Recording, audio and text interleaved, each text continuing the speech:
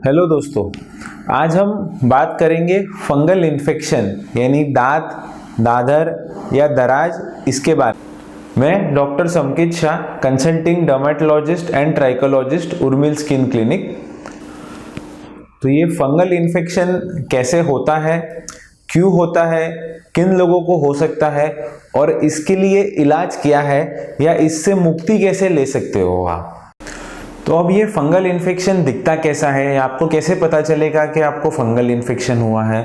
Normally ये जो fungal infection होता है लाल कलर में होता है नॉर्मली, और गोल चकत्ते जैसे बनते हैं जो आगे की ओर बढ़ते जाते हैं। जैसे आप देखोगे कि पहले इतना छोटा सा था, फिर ऐसे ऐसे ऐसे ऐसे बाहर की तरफ फैलता जाएगा और सेंटर में से क्लियर होता जाएगा।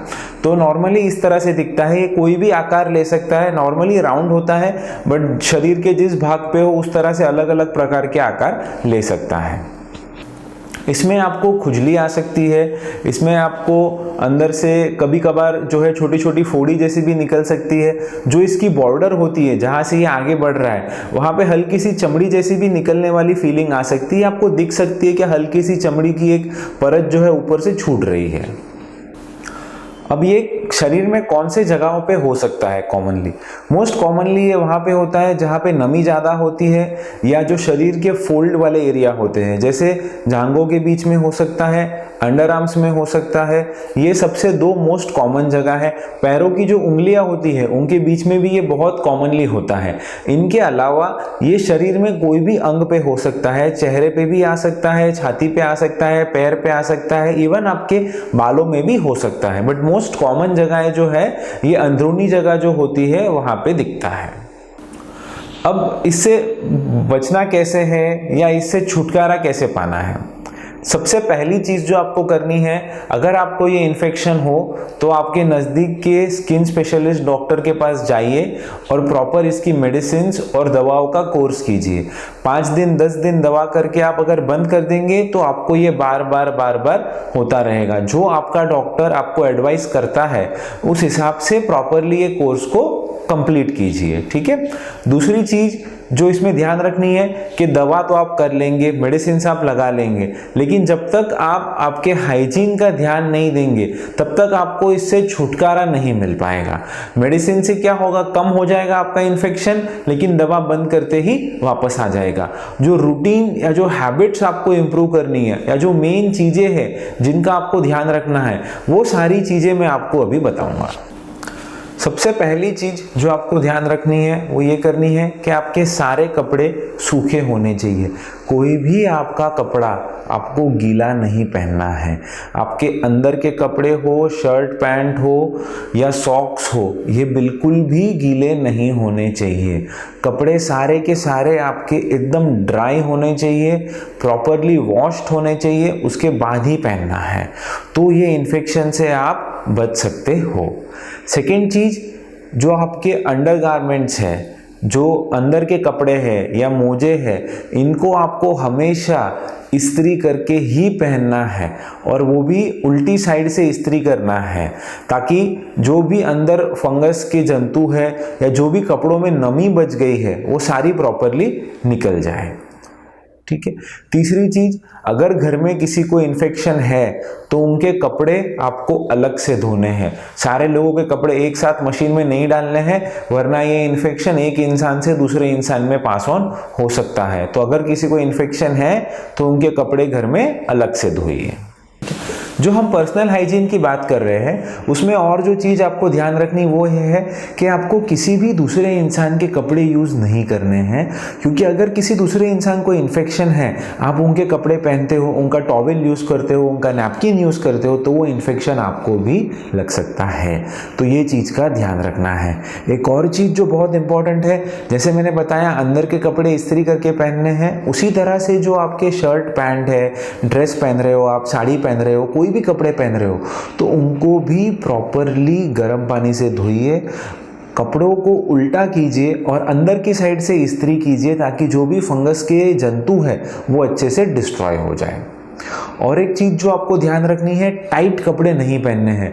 टाइट जीन्स, टाइट लेगिंग्स, इनको थोड़ा अवॉइड करना है। थोड़े खुले कपड़े पहनिए, थोड़े कॉटन के कपड़े पहनिए, ताकि अंदर की तरफ ज़्यादा नमी ना प्रोड्यूस हो और ये इन्फेक्शन आपको ना हो। एक चीज़ लेडीज़ के लिए स्पेशली ध्यान रखनी है कि जो साड़ी पहनते हैं, तो वो साड़ी जब टाइट पहनते हैं तो पेट पे, जहाँ पे वो साड़ी पहनते हैं उस जगह पे पसीना जम के वहाँ पे भी इन्फेक्शन हो जाता है।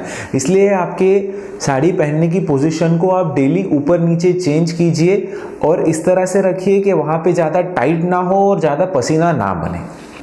चौथी चीज़, आपके अंदरूनी भागों को आपको एकदम सूखा रखना है। जब भी आप नहा के निकलो तो नहाने के बाद पूरा शरीर प्रॉपरली ड्राई कीजिए। जब आपका शरीर पूरी तरह से सूख जाए उसके बाद ही कपड़े पहनिए। आपके शरीर के अंदरूनी भाग अगर गीले रह जाएंगे और आप तब कपड़े पहन लेंगे तो दिन भर आपका अंदरूनी भाग जो है वो गीला रहेगा, तो आपको ये इन्फेक्शन बार बार होता रहेगा। अब अगली चीज़ जो ध्यान रखनी है या जो बहुत इम्पोर्टेंट है और बहुत मुश्किल भी है, वो है कि आपके जो अंदर के कपड़े हैं वो आप फ्रीक्वेंटली चेंज कीजिए। सुबह, दोपहर और शाम 3 बार आपको आपके अंदर के कपड़े बदल लेने चाहिए। अगर आप ये चीज़ प्रॉपरली फॉलो करोगे तो ये इन्फेक्शन हमेशा आपसे दूर रहेगा। अगर आप ये चीज़ फॉलो करोगे तो आपको ये अंदर का जो भाग है आपका हमेशा ड्राई रहेगा, अंदर में जो नमी बन रही है वो नमी नहीं बनेगी और इस इन्फेक्शन से आप छुटकारा पा सकोगे। अब हमने आपके पर्सनल हाइजीन के बारे में बातें की, इसमें एक हम सॉक्स के बारे में बात करना भूल गए। सॉक्स का भी आपको प्रॉपरली ध्यान रखना है। जो मोजे आप पहनते हो, बहुत लोगों का दिन भर आउटडोर काम होता है। अगर आपको पसीना ज़्यादा आता है और आपके मोजे गीले हो जाते हैं तो आपको सॉक्स को भी चेंज करना ज़रूरी है। अगर आप उसको ध्यान नहीं दोगे तो आपके पैरों की उंगलियों के बीच से भी इन्फेक्शन स्टार्ट हो सकता है और बाकी शरीर में फैल सकता है, तो वो चीज़ का भी एक ध्यान दीजिए। और दूसरा उपाय जो आप कर सकते हो कि अगर स्वेटिंग आता है तो थोड़े ओपन फुटवेयर पहनिए, ज़्यादा क्लोज्ड सॉक्स या टाइट शूज़ ना पहनिए। तो ये चीज़ का आपको ध्यान देना है। तीसरी चीज़ जो लोग मुझे कॉमनली पूछते हैं कि हम तो दिन भर एसी ऑफिस में ही रहते हैं तो हमें ये इन्फेक्शन क्यों हो रहा है। आप भले ही एसी ऑफिस में हो, लेकिन जब भी आप बाहर निकलते हो तो हमारे यहाँ का वातावरण ऐसा है कि गर्मी रहती है और टेम्परेचर चेंज होने की वजह से अंदरूनी भागों में पसीना आ जाता है और अंदर के कपड़े गीले हो जाते हैं। आपको हमेशा ये लगता है कि आप एसी में हो, ड्राई एरिया में हो, बट आपके अंदर के कपड़े जो है वो गीले हो जाते हैं और उसकी वजह से ये इन्फेक्शन बढ़ते जाता है। अब जो दूसरी बातें आपको ध्यान रखनी है ये इन्फेक्शन से छुटकारा पाने के लिए, वो है कुछ चीज़ें जो आपको घर पे ध्यान रखनी है। अगर आपके घर पे कोई पेट्स है, जैसे कोई डॉग है या दूसरा कोई आप कुछ भी पेट रखते हो घर पे, तो उससे आपको दूर रहना है और उन पेट्स को भी प्रॉपरली नहलाना है, प्रॉपरली वॉश रखना है, ताकि अगर उनके अंदर कोई इन्फेक्शन है तो वो भी दूर हो जाए। सेकेंड, आपके पूरे घर में आपको प्रॉपरली गर्म पानी से पोछा लगवाना है, वॉल्स वगैरह सब कुछ क्लीन करवानी है, बिकॉज ये इन्फेक्शन के जो स्पोर्स होते हैं वो फ्लोर्स में भी हो सकते हैं, वहाँ से भी आपको लग सकता है। जब आप बाहर जाते हो, जब आप कोई जगहों पे जाते हो जहाँ पे बहुत लोगों की भीड़ है, जैसे आप मंदिर में जाते हो या जैसे आप कोई बहुत बड़े प्रोग्राम में जा रहे हो, तो खुले पैर चलने से अवॉइड करना है। ये पॉसिबल नहीं होता है। अगर आपको खुले पैर चलना पड़ता है तो जब भी आपका ये काम खत्म हो जाए इमीडिएटली पूरे पैर को पानी से प्रॉपरली साफ कीजिए, पैर को ड्राई कीजिए, फिर आपके चप्पल या जूते पहन लीजिए। और जिन लोगों को अंदरूनी भाग में फंगल इन्फेक्शन है उनको ये ध्यान रखना चाहिए कि जो अंडरवेयर या जो अंडरगारमेंट्स वो यूज़ कर रहे हैं ज़्यादा टाइट वाले ना ले। अगर जेंट्स को हुआ है तो वो बॉक्सर टाइप के शॉर्ट्स पहन सकते हैं, ताकि अंदर का भाग थोड़ा खुला रहे, ज़्यादा नमी ना बने वहाँ पे और ये इन्फेक्शन से उनको मुक्ति मिल सके।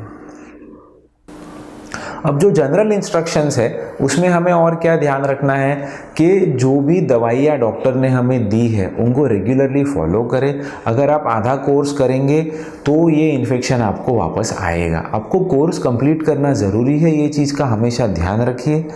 सेकेंड चीज़ जो इम्पोर्टेंट है कि अगर ये इन्फेक्शन होता है तो खुद के मन से या खुद के मर्जी से या मेडिकल स्टोर से कोई भी दवाई लेके ना लगाए। अगर इन दवाओं में स्टीरॉयड क्रीम होगा तो आपको शुरुआत में तो बहुत राहत मिलेगी, खुजली बंद हो जाएगी, लाल दाग कम हो जाएगा, लेकिन धीमे धीमे ये स्टीरॉयड जो है आपकी चमड़ी खराब करेगा और ये इन्फेक्शन बार बार आपको होता रहेगा। ये इन्फेक्शन से आप कभी छुटकारा नहीं पा पाओगे अगर आप ऐसे ही स्टीरॉयड क्रीम लगाओगे तो ये स्टीरॉयड कंटेनिंग क्रीम्स बिल्कुल भी फंगल इन्फेक्शन में इस्तेमाल नहीं करनी है। ये चीज़ का आपको ध्यान रखना है। दोस्तों, मैं आशा करता हूं कि इन टिप्स के साथ आप इस जो फंगल इन्फेक्शन की महामारी चल रही है उससे छुटकारा पा पाएंगे और अपने स्वास्थ्य को, अपनी स्किन को हेल्दी रख पाएंगे। अगर आपको इस टॉपिक के बारे में या स्किन, हेयर या नेल्स रिलेटेड और भी कोई क्वेश्चंस है या आप चाहते हैं हम कोई और टॉपिक पे आपको जानकारी दे तो आप कमेंट सेक्शन में हमें बता सकते हैं।